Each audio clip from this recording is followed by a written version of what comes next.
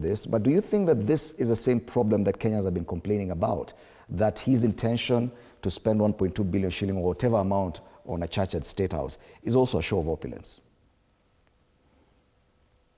Fred, can you hear me now? Yes, I can. Go ahead.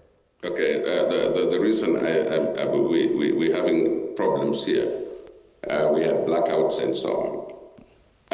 It is. Let me just say this: we have a situation in our hands that that has been discussed over the weekend. It has been thoroughly discussed by everybody. The church has weighed in.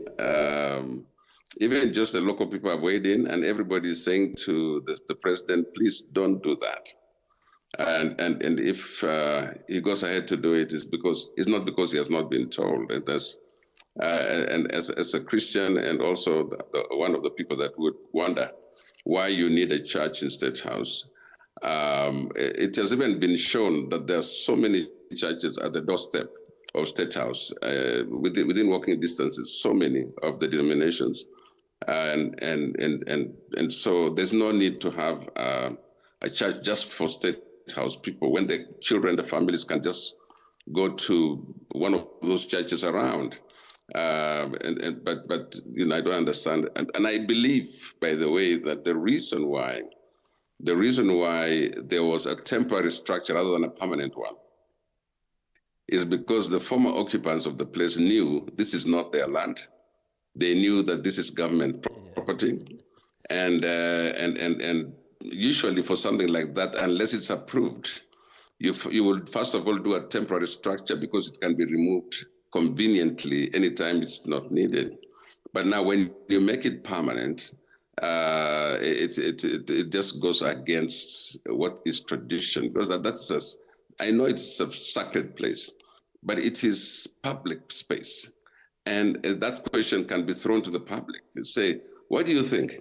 And let there be public participation. By the way, that's one of the things that to ignore the public is not a good thing for any governance. It's very important that we learn to bring the public in on those kind of things. When the renovation came in the State House, I know a number of people were offended by it because they didn't realize that they were going to change what we knew as State House and produce something else. So now adding more stuff and already asking government the parliament to allocate more money for renovation of State House. If you bring your own money into government projects, it's going to be difficult to audit. It's going to be difficult to audit that section. So it's not very easy for us to agree. But above all, like as Waziri Kiro said, there are many other people who would be offended by just having a church there because their religion is different. Okay, so let's hope that these people will also realize that we have to be more accepting of other religions. Are we going to do a multi-purpose hall so that even Muslims can pray there, Hindus can pray there, other people can pray there? But finally, let's also agree that we are a secular state. The Constitution presents Kenya as a secular state. There should be no mixture. There should be no religious activity that separates or discriminates on the grounds of the State House. So all the things have been told. Lawyers have weighed in on it. Interpretations have been made, and it has nothing to do with even the pastors said, Fred. They said, even if you build it with gold, it is God. If it is God's house, God also requires that the intentions of doing it are good. It's not just a beautiful house that he wants. He wants to live in the hearts of the people. So I really want the president to weigh in on it again, to reconsider that. Why is everybody raising their voice?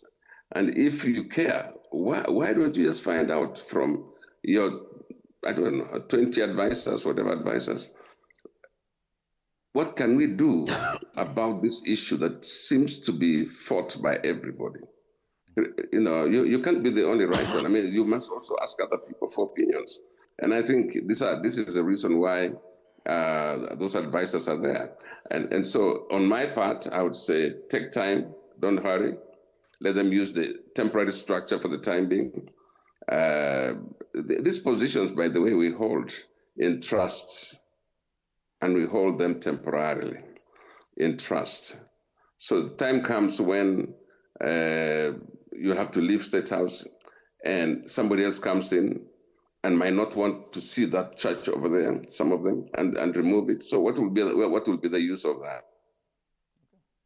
What also does it communicate? And I can see we've lost the signal, but thank you, Waziri Poghisio, at least we got your point.